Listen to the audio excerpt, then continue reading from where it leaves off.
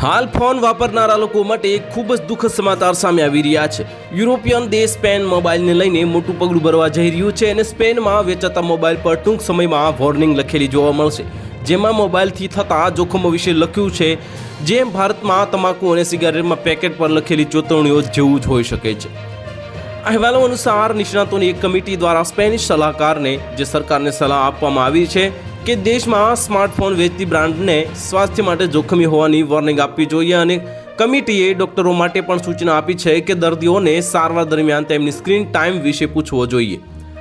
Spain એક નવો નિયમ લાવી રહ્યું છે જેને હેતુ બાળકોના મોબાઈલ ઉપયોગને નિયંત્રિત કરવાનો છે અને આ કાયદાનો ડ્રાફ્ટ તૈયાર કરવા માટે 50 સભ્યોની કમિટી બનાવવામાં આવી છે અને આ કમિટીએ 13 વર્ષ સુધીના બાળકો માટે ડિજિટલ ઉપકરણોના ઉપયોગને નિયંત્રિત કરવાની સલાહ આપી છે।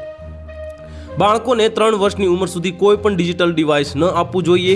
મોબાઈલ 6 વર્ષના બાળકને જ્યારે તેની જરૂર હોય ત્યારે આપવો જોઈએ અને આ ઉપરાંત 6 થી 12 વર્ષના બાળકોને ઇન્ટરનેટ વિના ફોનનો ઉપયોગ કરે એવી સલાહ આપવામાં આવી છે। આ સિવાય બાળકોને ગમતમાં વધુ ધ્યાન આપવાનું પણ સૂચન કરાયું છે। તો હાલ માટે આટલું જ। મળીશું નવી અપડેટ સાથે। જો તમને અમારા વિડીયો પસંદ આવતા હોય તો વિડીયોને લાઇક કરી દેજો, ચેનલને સબસ્ક્રાઇબ કરી બાજુમાં આવેલા બેલ આઇકનને દબાવી દો, જેથી તમને આવા સમાચારની અપડેટ મળતી રહે।